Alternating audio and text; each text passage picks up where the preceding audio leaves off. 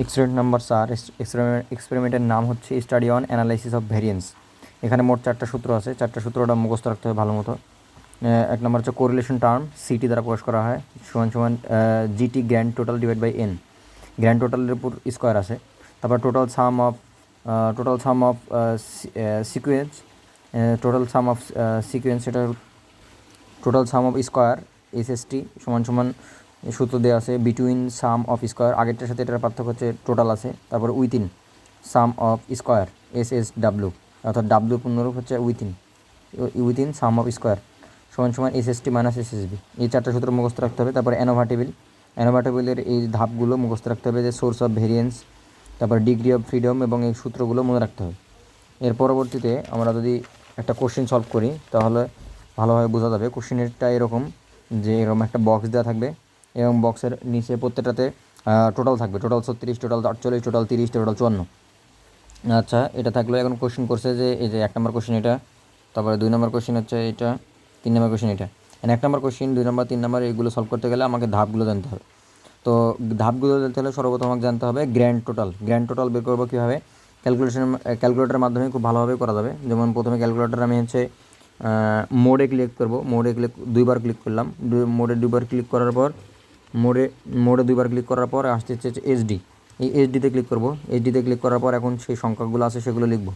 যেমন প্রথমে আসে হচ্ছে 7, তারপরে এম প্লাস, তারপরে 6 এম প্লাস, আবার 6 এম প্লাস, এরপরে 5 M plus, 8 M plus, 4 M plus, এভাবে একদম লাস্ট পর্যন্ত যাবো। লাস্ট পর্যন্ত টিপতে যাবো।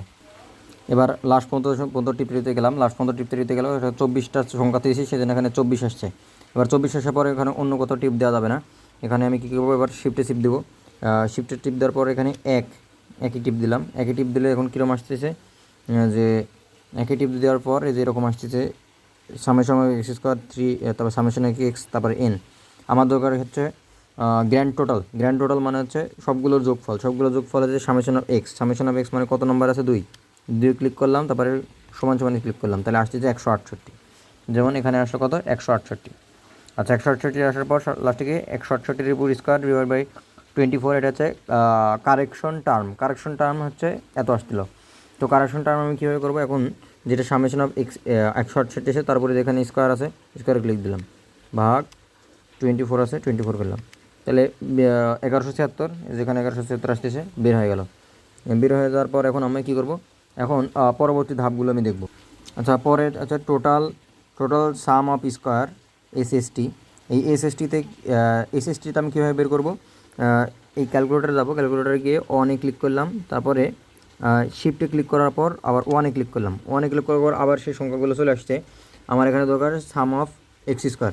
তো সাম অফ এক্স স্কোয়ারটা কীভাবে বের করবো, এই 1 নম্বর আছে, সেদিন 1 নম্বরে ক্লিক করলাম, ক্লিক করে সমান সমানে ক্লিক করলাম, আসছে কত, 1296। এই যে এখানে আছে 1296 চলে আসছে।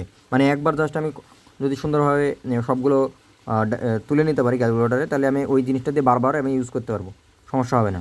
এর পরবর্তীতে আছে কত, সামেশন বাইরে আছে, আবার সামেশন আছে, এটা হচ্ছে কি between some of square SSB. এখানে সামেশন এক্স স্কোয়ার দিয়ে ব্র্যাকেটের স্কোয়ার দিয়ে আবার সামেশন আছে। তো এটা কীভাবে করবো, এটা বারবার করতেছিলাম কিন্তু মিলতেছিল না, সেজন্য অবশ্যই বুঝতে পারছি, সেজন্য এখানে লাল কালি দিয়ে তোলা আছে 36, 48, 30, 54। এটা কী করতে হবে, এটা হচ্ছে পুরাটা টোটাল, এই রো বরাবর যে টোটাল আছে সেটা 36, এই রো বরাবর টোটাল 48, এই রো বরাবর সংখ্যাগুলো টোটাল হচ্ছে 30, এই রোগুলো সংখ্যাগুলো টোটাল হচ্ছে 54। তো প্রত্যেকটার আমি কী করবো, ইন্ডিভিজুয়াল স্কোয়ার করে তারপর লাস্টে 6 দ্বারা ভাগ করে যেটা আসবে সেটা হচ্ছে বিটুইন সাম স্কোয়ার। আচ্ছা, গেল। এগুলো এই ধাপগুলো তো আমি সবই জানি, এগুলো সবগুলো মুখস্থ করে রাখলাম, সবগুলো সূত্র মুখস্থ করে রাখলাম। আর এইখানে এসে একটু প্যাচ বাদে সেটা একটু সলভ করা দরকার। প্রথমে ইএমএসবি সমান সমান sigma square W plus N sigma square B.